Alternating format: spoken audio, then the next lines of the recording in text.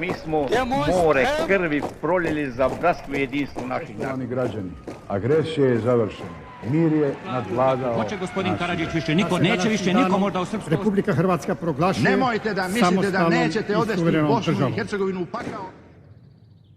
Hello, listeners. This is Balkan Chronicles, and this is me talking to you, Jakub Horvat. It's a strange language that I'm using. This is the first time we are actually doing an English-speaking interview, but we couldn't miss this opportunity. We have a fantastic guest with us today, and he's going to talk about a very current topic which is happening in our region, the Western Balkans. So let's have him. His name is Filip Ilanković. Filip, please introduce yourself. You know yourself much better than I do.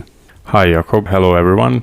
Thank you for listening. And I'm glad that I could speak about area of my expertise today, about Western Balkans and especially about Serbia. Actually, I am from Serbia. I was born there. I attended elementary school. My parents are living there, my entire family. However, currently I'm living in Budapest and I'm doing many research works on the mostly Serbian topics, but in general Western Balkans. Right now, as you said, hot topic is very much these protests that are happening, student protests that are currently not only the student protests, but civil protests in Serbia. And well, almost 1 year in. We still have a couple of more months to go, but it's not visible that it will end soon. Yes, incredible. It's been a year. I remember we did an episode on protests, mostly regarding the possible use of sound cannon against protesters and analysis of the video that was supposed to prove it. But yeah, incredible. Almost 1 year in protest. I think they are getting a bit smaller but hotter. We can see attacks against Serbian Progressive Party's headquarters, like regional headquarters, protesters blocking roads, and also our Slovak listeners know it very well. These incidents happen all over. Also in Vojvodina, there is a Slovak minority living there in Petrovac, and while they were showing pictures from the protests during a cultural event, members of the Serbian Progressive Party came there and tore down their exhibition, and there was some shuffling around. Not much has happened, but this is an example of what the situation is. I will not comment on the Slovak politics on this event. This is Western Balkans focused podcast. So please, Filip, can you explain again, so how did we get here? What is the root cause of the protests, and why have they not stopped, and why have they developed into what they are now? I would say that these protests went through evolution. So by that I mean from the very first day when they emerged. It was very early days of November. On the 1st of November, this canopy of renovated Novi Sad railway station collapsed and killed 16 people.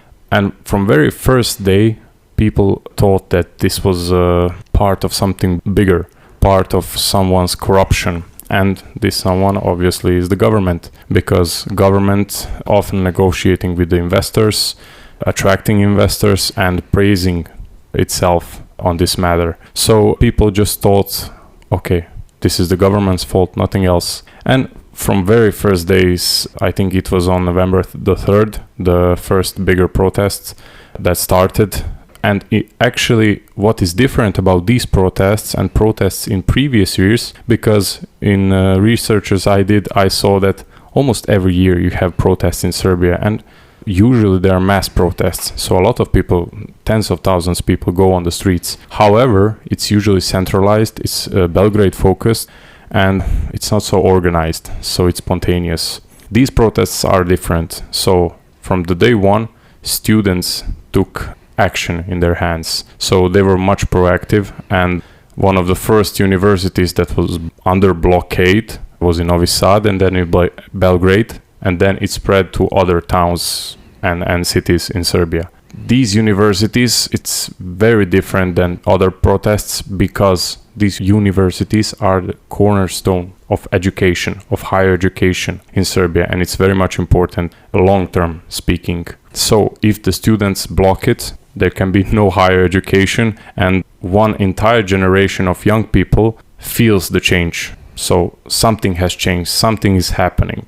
Before, in Serbia, there was this public sentiment that nothing is changing. Everything just stays the same. Okay, we have protests here and there. We have maybe something burning on the streets, some clashes between police and citizens. However, nothing changed. Here, I can freely say from the November until now in August, much has changed because young people felt this radical change. They couldn't participate in everyday university activities, they couldn't pass exams, they couldn't graduate. So if we ask the government, they will say this year is lost to the young people. If we ask students in general, the organized students that are participating in a protest from the day one, they would say this is worth it because now we have opened eyes to many of the people. Well, I can agree that they opened eyes because in the beginning of these protests, it was only student protests.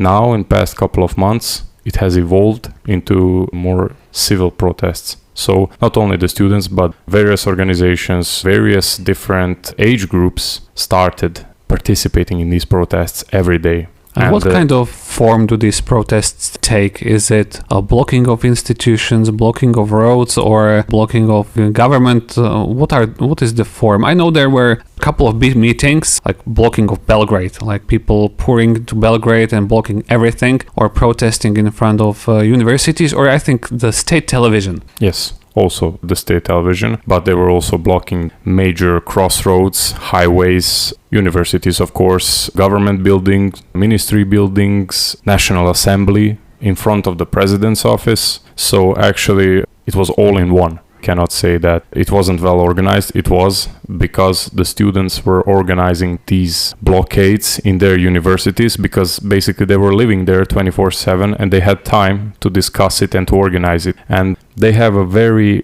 interesting way of direct democracy where they call it in Serbian it's plenum. So it's basically a gatherings of the students. So everybody who has a student ID can come to the university and they can vote directly on the decisions of their matter and everybody can speak. So in this way they're organizing themselves, they are voting on the decision and they're implementing the decision. In the first couple of months these decisions were concerning of blocking the university, blocking some of the major highways, mostly in Belgrade, but some of them were bridges in the Novi Sad as well. And the government and the state of Serbia was feeling the change and was feeling the consequences because of these blockades. Then this evolved. Students not just blocked crossroads, they also started blocking ministries, government buildings, National Assembly, and there, with this involvement of the blockades, there comes the more involvement of the state itself. So the police went on in large numbers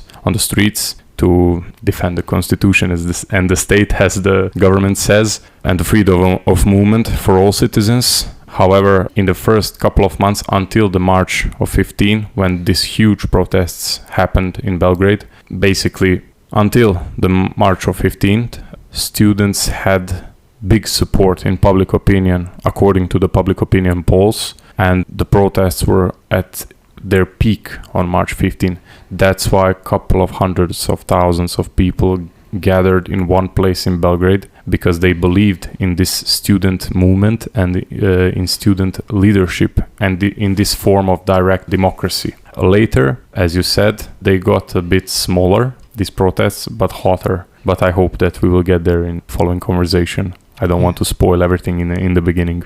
Yes, were the protests ever violent? I know there were incidents where the protesters were hit by cars. My opinion was, I mean, I'm really an outsider, but my opinion was that these were isolated cases that, yeah, people are blocking cars who want to get somewhere, and people, well, they heat it up, over this argument, and, well, someone has really decided to run someone else by the car. So it was not some on-purpose assault by car, by government or something. I put it down to individual situation. What is your take? Yes, I would say that you're definitely right. These were individual cases. It was not organized by the government, obviously. However, these cases got very frequent, and there was this suspicion that because everybody listens to the government, their voters, which is majority of the country, and they just think it's okay to do that. Because the government said nobody can block their ways, and it's not their fault that they're just driving their car and somebody just jumps on the way and they got picked up by a car. So opposition and some of the political commentators would say that it's a direct consequence of the government actions or inactions. Sometimes even the President Vučić said that on these incidents, it's the students' fault that they're on the road. They shouldn't be on the road, they should be in the classrooms and this kind of narrative. So the people listened, and these cases got more frequent. However, you are definitely right. It's not organized by the government, or it's just simply very isolated cases that are just repeating even until nowadays, because there are still blockades on the street. Well, if we take a look at this from this angle, it has been almost a year, hundreds of thousands of people protesting, and I don't think there has been a casualty so far, except the first moment, the collapse of the canopy of the train station. I don't think there was a casualty stemming from the protests, so I think the police are holding back. Well, there were no death casualties, yes, of course. However, there were many casualties of serious injuries. By the official narrative, if you watch the news, if you watch the government outlets, you could see that police is restrained. They're having their heads cool. Basically, nothing is happening. They're professional. However, if you look on the other side, if you look opposition-oriented media outlets that are recording on the very street what's happening, you could see that sometimes police is very much brutal and overreacting, especially in the last couple of days when these protests fueled up. Police is just stepping over their boundaries. Nowadays we could see it because everybody has social media, everybody has smartphones, they can record things, and there were many incidents reported that there was police brutality that took place. Government narrative is that it's justified because lives of the policemen were endangered. However, if you look at the videos which I have, it was not justified. Basically, it was just police showing of the force they have, that they are stronger than these people that are protesting. However, not rarely, these protests and the people that are taking part in the protests are violent as well. Some would say that these are the students that are violent. Someone would say that these are ordinary citizens. However, there are also claims from the opposition and opposition media outlets that these are people working from inside. So basically that means that these are people sent by the ruling government to make a mess, to make some new casualties, to beat up some people, and then they can talk about these students and their peaceful protests, I'm quoting, as non-peaceful ones, as violent ones, as a colored revolution, as our president says. So there are many narratives, there are many truths. We cannot say which one is correct, but what is definite that they're more and more violent, these protests, than they were in the beginning. And why? Do you have an idea that what changed? I would say the factor of time plays a role here. So since the November until now, it's a very long time, and some people are just bored of this, and they're just sick of this, and they travel every day to work, and they see blockade on the street, and they just, even if on the beginning they supported the students, nowadays they just don't like it. They just had enough. And governments, Serbian Progressive Party with its coalition partners, they just want to play along. They just want to get some new votes, and they're using this situation in their advantage. You mentioned SNS, the Serbian Progressive Party, Srpska napredna stranka, I believe. Yes. So what is the current politics of Serbia? So who are the coalition partners? Because Vučić, he is the president. He officially doesn't hold any executive power. He's symbolic but very powerful nonetheless because he is the head of the ruling party. So what are the politics like? Correction, he's not the head of the ruling party. He was. Oh, I'm sorry. However, he resigned a couple of years ago because it's against the Serbian constitution, which was violated basically every day since he stepped on the duty in 2017. So the president of the party cannot be the president of the state under the Serbian constitution. Constitution says that this person should be non-party member. However, obviously that's not the case, and many said that this was a mistake for the president to be a party member. So President Vučić resigned as party president last year, if I think correct, and currently Miloš Vučević is a party president.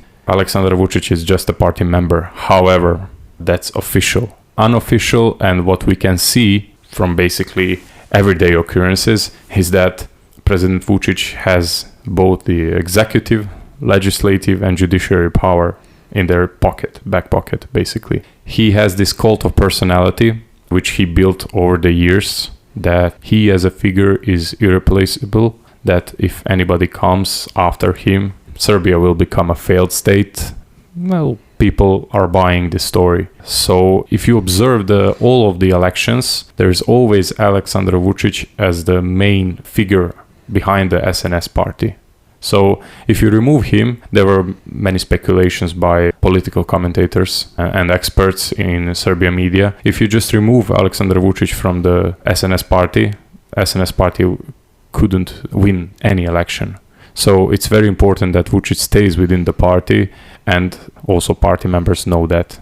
However, there are many internal clashes within that party, especially in last year, I would say. Because of these events, many of the party members are afraid. Well, why? The time will tell, and hopefully judiciary and prosecutor's office, because there were many allegations of party members taking part in corruption scandals, but everything is unofficial. Prosecutor's office is very passive in that way if they have to prosecute SNS party members. However, past couple of days, this situation drastically changed because two of the former ministers were arrested again. It's Tomislav Momirović, he was Minister of Construction, and also Goran Vesić, he was also Minister of Construction. However, right now as we are speaking, Goran Vesić is having his second surgery. He's not in the jail actually, which again Serbian people don't believe in. They think this is another invented story by the government. And actually Tomislav Momirović, another former minister, he's in a, home jail. So he is not in the jail anymore, but under home supervision. Yes, I think there was some specific political fallout from the protests. The construction minister was dismissed from his post. He resigned. Yes. Voluntarily, yes. Yes, under quotation marks. Yes. And there was a shake-up on the position of the PM. We have a new prime minister in Serbia. However, as we have discussed, PM has de facto very little power. Even the previous PM, Brnabić, now she's the Speaker of the Parliament. She was mainly copy-paste Vučić's politics and his same as now. Speeches. Same as now. If you observe statements from the politicians, we like to say that what Vučić says in the morning, everybody repeats in the afternoon. Previous government of Miloš Vučević resigned for very different reasons than Goran Vesić did. So Goran Vesić was construction minister until the fall of the canopy of the railway station, and he resigned a couple of days later, I think 4 days later, if I'm not mistaken, under the pressure, of course. However, Miloš Vučević, as a prime minister, he resigned.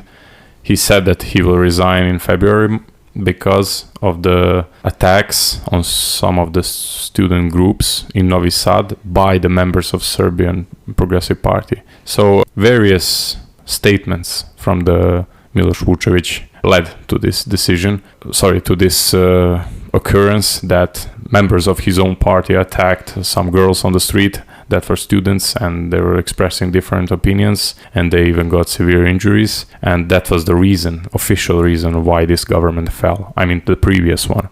This new government with Đuro Macut as a prime minister is very much debatable. It's not so proactive. Basically, very little is happening. It's only talking. Đuro Maco, he's not a party member. He's not so famous among critics in Serbia, opposition critics, and he's just not so visible in the media. So this government is, I would say, more technocratic, even though many of the ministers stay the same as in previous ones. So it's just a recycled government. There are some new faces. However, these faces were also serving the previous government in different forms. For example, some of them were state secretaries. Now they're ministers. So it's very similar. Very little has changed. Even though if you read on the media that Serbian government collapsed, it's a fantastic headline. But in reality, nothing much has changed. And what would need to change for the protests to either quiet down or cease, or to reach some successful conclusion on behalf of the protesters? So what do they want? Well, on the beginning, it was a different story. On the beginning, there were simple requests by the protesters, by the students alone. And these were mainly concerning about publishing all the necessary documents on the renovation of the Novi Sad railway station. So basically what led to this unfortunate event, because the main suspicion was corruption. Students thought that, okay, if you show us the documents and everything in writing, what was done or what was not done, we could find who is guilty together with the prosecution's office. However, it was only done in part. So the President Vučić stepped out, I think 3 times, and said, okay, we have published everything on the government's website. However, it was not everything. So for the 3 times in a row, it was lacking something. And they just kept adding these documents. So that's the reason why the student protests stayed the same in the first 6 months, I would say. The next request was release of some students that were jailed in the first days of protests, and prosecuting some of the people who attacked these students. Also, with this comes, because some of these people were members of the ruling party, and actually they were part of the, well, not government, but local governments. Students asked for these kind of people to basically get fired, to resign. That was one of the requests. And there were some of the requests that are irrelevant now, something like increasing the budget for the universities and these kind of things, but it's not so important. However, after the March of 15, when students saw this force of the people that is supporting them, some numbers even go up to 800,000 people gathering in Belgrade. But if you ask the government, it's 6-7 times less. Nevertheless, we are not going to speak about the numbers, but these students' requests evolved into a single one. So we want elections. Because you cannot fulfill our demands, simple demands, you're not capable of making any decision. And also students are thinking that, they're claiming actually, that this government lost support in its people. So they're just asking, we want elections, and that's it. Prior to this tragedy in Novi Sad, President Vučić said multiple times that he will give elections to anybody, to the opposition, to I don't know whom, NGOs always. And he said that, he always says that he's not afraid of anyone and they will win easily. However, after this tragedy, he just not speaking the same language. So he said that now it's not time for the elections, now it's time to rebuild the country, and so on and so forth. And students saw this as a weakness and asked for elections. So basically, the only one and only request now is to get elections. Snap elections. Snap elections. When are the proper elections due? Well, president's elections need to take place in 2027. Yeah, so far away. Not so far away, actually. It's 1.5 years. And many argue that these are most important elections. However, students argue differently. They say to the president that you are irrelevant. Under the Serbian constitutions, which we respect, you are irrelevant. And, well, president keeps saying that, okay, when the irrelevant decides that there will be elections, there will be. So he's often shooting in this direction that he is relevant, and under the constitution, yes, only the president can say, okay, we'll have the elections. So students, I think, are not shooting on this not aiming, at this presidential elections, but rather on parliamentary elections. A regular one were 3 years ago. So it's very close, but they're just asking for a new one, snap elections this year. And when the elections happen, they'll just drop the protests. Have the protesters or students formed any party, or are they planning to form a new party to take part in a snap election, or are they counting on the support of the existing opposition parties? That's very important because they're actually not counting on opposition at all. In first couple of months, they try to cooperate with the opposition and to have a power force within the parliament. However, it's more and more obvious that the parliament is just a charade for democracy. Every law that needs to be passed by SNS is passed, so there's very little happening there. It's same as during the COVID times when SNS had almost, 90-something% of the people sitting in the parliament that are like either SNS or coalition party. So it was basic charade of democracy. Now it's similar situation because SNS can pass any law they want, and students are not counting on the opposition anymore at all. Students have their student lists composed out of various university professors and students. So in the Serbian parliament, there's number 250 representatives. So they have a list of 250 people, which is not public yet. However, the rumors are still circulating about these names, and there are some names that could be leaders of this group of representatives. However, I suppose, that's my prediction, that they will not say any names directly until we hear from the president about the snap elections. Because until now, every individual that tried to do anything to even be a candidate for the elections, the government, through their media outlets, which are heavily controlled and heavily biased, the government simply just shut them down. They always found some affair. If they didn't find any affair or any criminal offense or something, they just simply discredit this person with lies. So, if I can say. The Serbian politics is very hardcore. I mean, I can very much direct all people interested in politics in Balkans in general. It's a very cutthroat. It's very difficult, and I would say the European politicians very often underestimate the Balkan politicians, and my recommendation is don't. They are really, really good in what they do.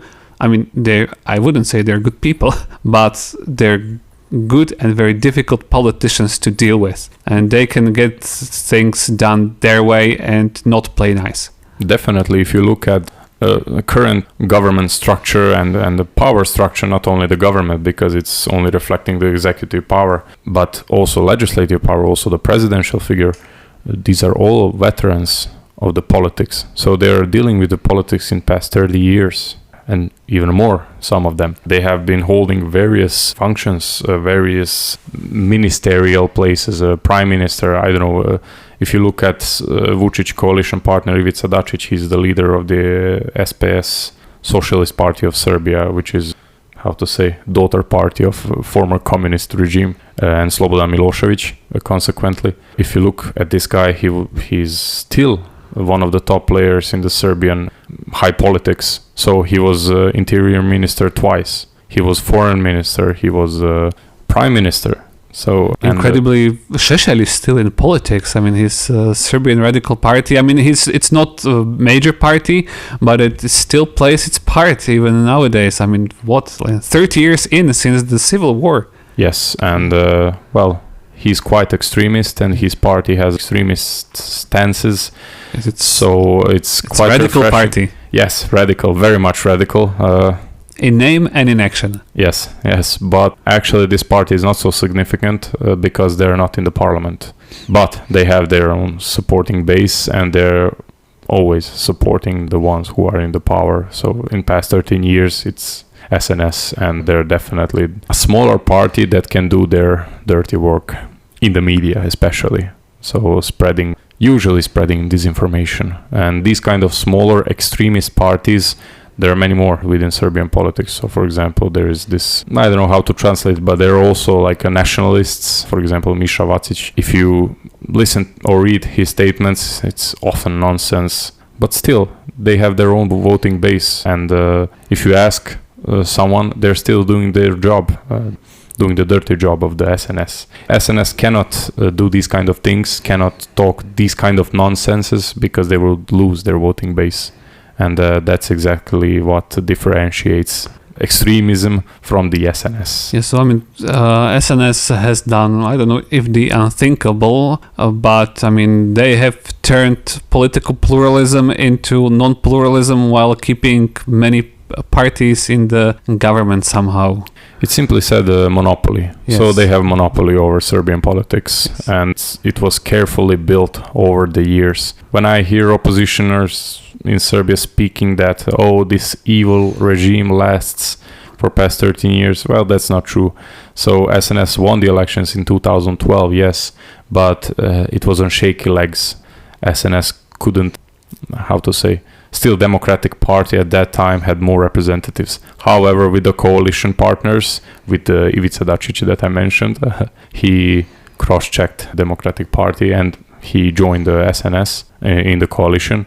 In these shaky legs, SNS managed to get some political powers until 2014. From 2014, when Vučić became prime minister, and there were some, I'm not going to dwell too much into Serbian politics, but there were some domestic, beneficiary events for the Vučić that basically exploded his rating approvals. That's when he actually started to consolidate his power in 2014, and it went on until 2017 when he became a president. So SNS just kept evolving since then. And as I said, every year there were protests, even from very beginnings, against the SNS. But still, nowadays SNS is really strong, but they have their own doubts even in themselves. So nobody knows what can happen if there were elections. There were some public opinion polls that are regarded as biased, as non-accurate,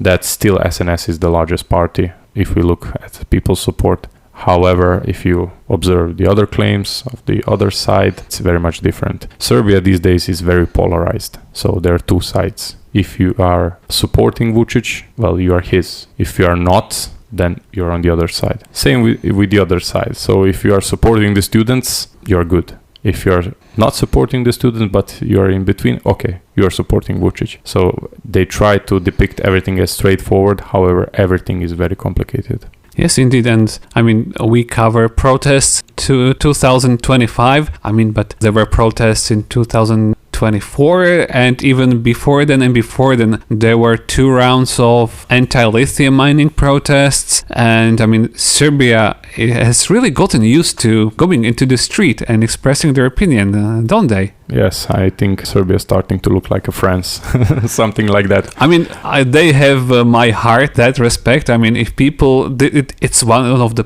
important part of democracy. Democracy is that people can express their opinion in a form of protest. Yes, definitely. However, the case in Serbia is a bit different, because some would say that, okay, the protests are huge, they are happening every year, public opinion polls are, falling for the ruling party and these kind of things. However, still, if you look at election results, SNS won them all. It's very strange. Many would argue that there were many election frauds, that's impossible to win under these circumstances against Vučić's party. But we have to see what will happen in the next following months. I did a couple of election observation missions in Bosnia, and the official statement of the OBSE organization that there were irregularities. I mean, primary one was that the playing field was not equal for all players, but SNS has still won. I mean, the effect was not that major, we can say, but some things would have to change legally and structurally, because if, for example, Serbs in Bosnia, they hold dual citizenship, also Serbian one, that's hundreds of thousands of voters. So that's up to every country and their system to decide, because you can misuse that very easily and quickly. Yes, definitely. And that's main characteristics for local elections, actually, because there were numerous cases of people coming from Bosnia and Herzegovina to Serbia, reporting that they live on the address, for example, in Belgrade, in one neighborhood, and they vote on the local elections, but they don't actually live there. And these are electoral frauds that are very frequent. It's not a fraud if it's a loophole in the law. It's a loophole because it should be done that way, so the municipality keeps record of its citizens, the movement of recording their permanent address at one place, and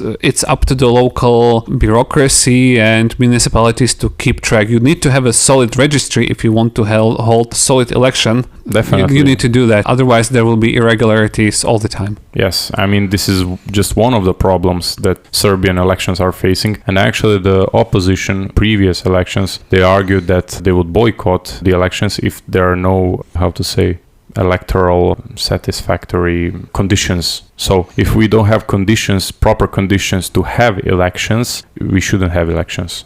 Basically, that's it. And the byproduct of that was, as I previously mentioned, 90-something% of the SNS is sitting in the parliament. So opposition tried that, they failed. The opposition parties, it was elections in 2020 during COVID, and these opposition parties that wanted to participate in the elections, they still haven't passed the census. So it was a major disaster. I think the opposition parties, because they're still political entities, students are not political entities. It's very important to say that. Opposition parties, I think they just go with the flow. They saw that basically it's impossible to change the system, and that opposition has to win with these conditions that they have. So it's media representation, which is significantly less within the opposition parties than with the ruling parties. Also, these kind of things that we mentioned, this change of address, dual citizens, buying the votes, intimidation,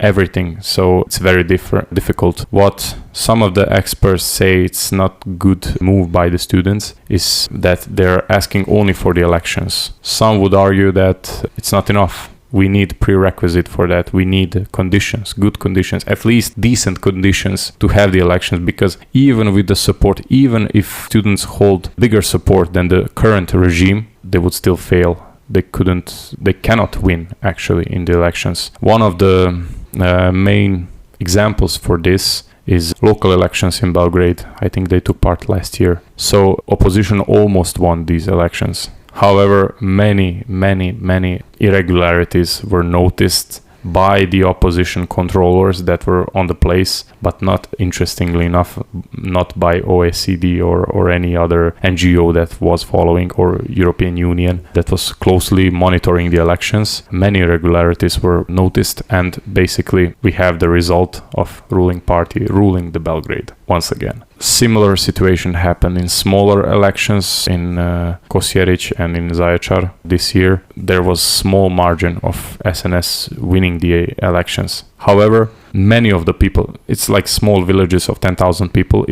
Many argue that it was only trying out the bigger elections. So there were opposition movements jointly with student-backed groups joining their forces against the SNS in these small places, and again they lost. So quite interesting. If they lost in a small village where there is 10,000 people, how can they win in entire country where I think Serbia has 5.5 million voters? Fighting the Goliath.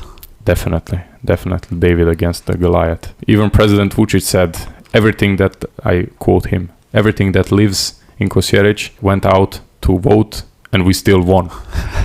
So it can be a funny who guy. won? I mean, the dead guys. Yeah. There was also recordings of people that are not alive that vote. So they get invitation for voting, and some of the people sitting in these local electoral commissions, they just vote instead of them. So we have a record of people that are not alive anymore that give their vote to the ruling party. It's very important to have your registries, your voting registries, very well organized. Otherwise, it's very easy to defraud the elections very simply. Yes, definitely. Well, Serbia has more than 6 million inhabitants, 6.5 million, I would say, approximately. It's difficult to say because many of the people live abroad. However, there are 5.5 million registered voters. Incredible. It's a nonsense. Yes. So these voting registries are very old, very outdated, and it's easily to manipulate with them. However, going back to the protests, students still, and together with the students, organized civil groups. So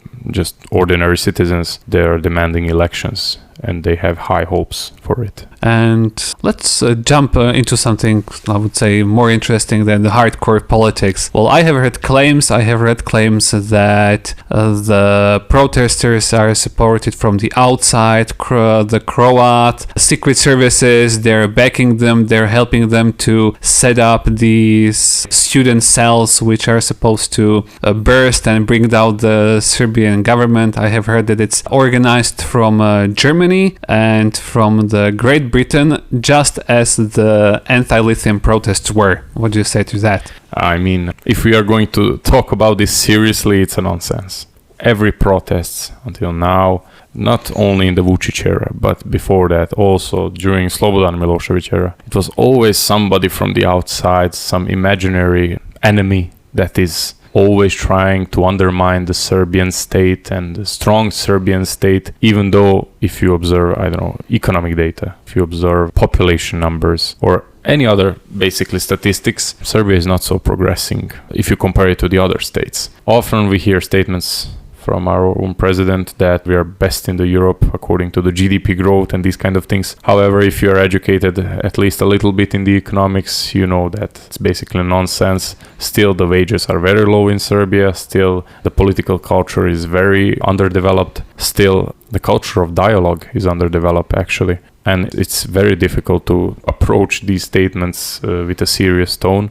But yes, government is often accusing Croats for intervention in Serbian state. So they're pumping money, giving to the students, financing them to overthrow this government because this government is so good and so progressive, and eventually we will be better than Croats. Actually, right now we are better than Croats. But if you look, GDP per capita, something like that, it's not comparable. If you look to the military power, Croats are in NATO. They're not interested in, attacking Serbia, regaining territories and these kind of things. So I just think that this is classical populism story where you have the enemy and we, as the good government, we have to defend you from this enemy, whoever they might be. And it's always the easiest to blame everything on Croats because of the historical grievances and issues Serbia had with them. Also, it's very easy to blame everything on Germans, on MI6, British intelligence services and these kind of things. Most of them are not even monitoring these kind of statements. And even if they are, they're fully aware of the weight these statements have. It's only to mobilize voters. It's only to change the public perception about the protests. And, people in high politics definitely know that. So I would say that these kind of statements coming from the mostly President Vučić, he's very much aware that they have no consequences, basically, but he has a lot to gain with these statements. If we get to down-to-earth facts, Serbia has a strong relationship with the EU, very strong economic cooperation. It has good security and border control agreements with the European Union and its neighbors. Just this year it came out that it's a very good arms supplier for Ukraine, and so as you were saying, it's probably good to guess that it's just propaganda. Yes. Obviously the government needs to protect itself and seeks to undermine those who challenge its rule via tools of physical propaganda tools, media, bombardment, etc. But still, they have been pretty perseverant. We are getting to 1 year anniversary of protests, and so any guesses how it is going to end? Or we are not leaders of protesters, we are not in the Serbian government, we are not stakeholders, we are outside observers. But let us take a shot. What do you think? So it's difficult to say it on this day. So now it's 18th of August as the day we record this. And just yesterday I could read the statements from President Vučić that something is going to change in the next couple of days. I see this as a very serious statement because from last week protesters started attacking local buildings of local offices of SNS. Protesters started burning them. So in multiple cities, these buildings, these offices were burned. Of course, the people who burned them knew that there was nobody inside, nobody could get injured, but this had very serious consequences. Until now, there were clashes with the police, and we are all used to that. But this is direct attack on the Serbian Progressive Party, and president of the state, together with his government and government ministers that are repeating after him always, said that this is attack on the pluralism of thought. So it's not allowed, and it will never be allowed in Serbia to attack someone else because of the different opinion. So because of this, Serbian government is ready to act. President Vučić said, I'll quote, "We will withdraw and then we will attack with the full force." Whatever that means, we do not know. As you said, we are not stakeholders. We do not know what the politicians will decide on. However, right now, that's the fact that these protests got fueled up. They got more violent. We could see more police and special police forces on the streets with some special weapons. I don't know, maybe the sound cannon will be used again. Nobody knows. But we saw on March 15 that it's really powerful tool to destroy the demonstrations and the protests. So we cannot know what will happen in the next few days. Vučić said that there will be no state of emergency, because if there is a state of emergency, state of Serbia and government, they can do some things freely without the parliament's approval, and they can do it swiftly, which means police violence, brutality, oppression on the protests. Yes, I think it was announced last time when the PM Đinđić was assassinated, and there was a crackdown, but it was focused on the organized crime. On the organized crime. Yes, 2 decades ago. Yes, I'm not sure. But the state of emergency, I think, yes, it also happened again during COVID times. Yes, but a different kind.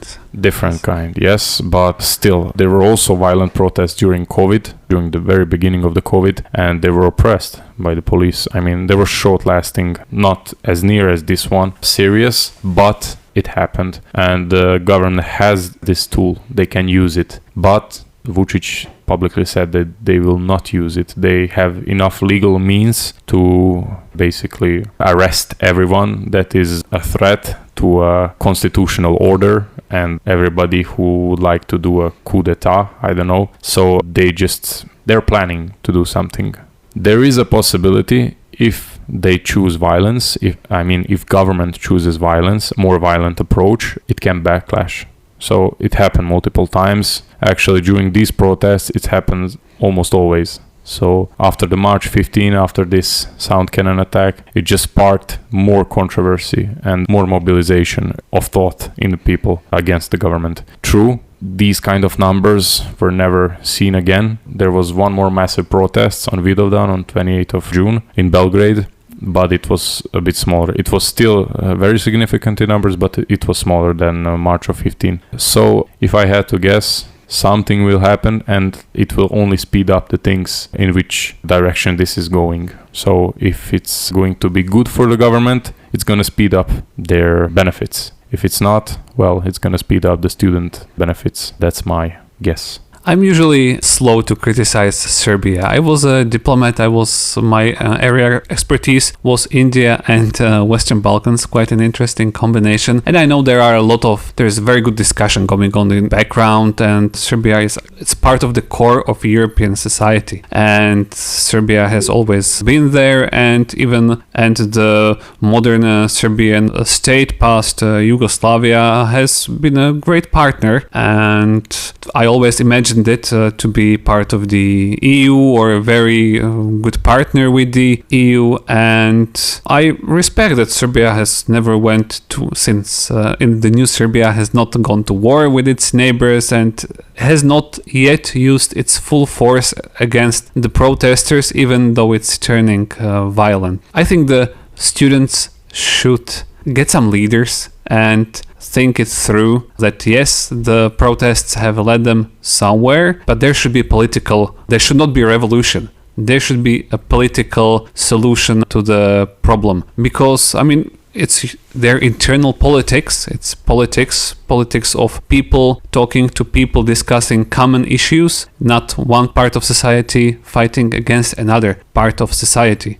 that's a conflict in brewing, and that is not what anyone wants, I guess. So I believe these two sides will find some language to speak, some people who would discuss the common path of Serbia, because it's a great country. I have it in my heart, and I hope it will turn out for the best and very soon. I'm being very optimistic. Yeah, very optimistic. Yes. I have seen in past and also in present, they can be flexible. I mean, it's politicians. They can be very flexible. What do they have to lose? They have to lose some power. Just some power, not all of it. If it's not a revolution, you will not lose everything. You will only lose something. Yes, well, that's the case of the optimists. So, optimistically speaking, yes, it can be resolved that way. However, realistically speaking, if you look through major affairs that happened in the past 13 years, okay, for this regime, not the government, because a lot of governments have changed, but the essence is the same. This regime is Alexander Vučić regime. If you observe every major affair, every consequence that it has on today's society in Serbia, it's very deep. I'm not going to go into every one, but trust me, there are many consequences now that are like slowly visible only after 10 years. It's very difficult to resolve things peaceful way. That's why I'm also advocating for the talks and negotiation and peaceful way diplomacy. Of course, violence is not going to solve anything. Vučić said multiple times that nobody is stronger than the state. I believe in that statement because state has much more resources. Okay, people has the numbers, but with today's technology, it's not everything is about the numbers. State has the resources to shut down these protests, basically, if they wish to. But still, Serbia is a small country. It needs basically every human being aware of what's happening, and the government needs human beings and their citizens on their side as a voter base, obviously, because they need it. Even with all the electoral frauds, you still need people to vote for you. And because of this reason, and because of my previous predictions that something will happen, definitely, I think that government will show force. There will be less dialogue, unfortunately. From the other side, from the people gathering and that are against this regime, it will also fuel up their hatred, and the situation will not be nice, definitely. However, I just hope that it won't last too long. I hope that someday they could be a better political culture in Serbia, because let's go from the core of the issue. The political culture is very underdeveloped, and people are just not used to different opinions. And that's the cornerstone of democracy. So everybody has a right to their own opinion. They can express it, they can vote according to their own opinion. In Serbia, it's a bit different case. With the intimidation, with the bribery and the corruption and everything, it's very difficult to change things. And I just want to say that you mentioned that have not much to lose except maybe good salary and political power. By the way, their salary is terrible in Serbia, but they do hold strong power. So the politicians are, even outside of the law, outside of the constitution, de facto, they have strong power. And if they give this up, maybe the next politician who comes after them maybe decides to be more legal, to say, and to implement all the laws and to make the prosecutor's office do their job, because historically prosecutor's office is very much tied to the executive power. It's not independent, unfortunately, as it should be. So many of the people are wanting Romanian scenario, if you know what I'm talking about. Yes, I do. So they just want to see ministers behind the bars, because they held them accountable for everything. And with everything, I also think the canopy collapse of the railway station, because these ordinary people, they work in many spheres. So if they work in a construction, they're aware of the corruption that happens every day. They're aware of security breaches, security protocol breaches that are happening every day, and basically these procedures are not respected, and sometimes these kind of tragedies can happen. So there are people that more idealistic, and they firmly believe that it can be better if these people go away. So both the government, both the ruling regime, and the opposition, because they see no differences between them, and they put all of their hopes into student movement, which is, according to my impression, they're gaining new violent momentum, but losing this core momentum from the very beginning of the November last year, which they gained with the peaceful protests and peaceful support and smart ideas and smart, they were better organized than now. Now it's very much fragmented within student groups, and nobody knows what to expect next. Let's see for the future. As we said, we are not the stakeholders, but we are very interested and keen to see what's gonna happen. Thank you, Filip, for all your insights, for the very deep discussion. I mean, really, really deep into politics, into the student protests at the beginning, and how we got from the starting point until now. And even we brought some crystal ball for telling us the future. So it has come full circle. So thank you again for coming. And to all you guys out there, and also the ladies, thank you for listening. Thank you, Jakub. Thank you.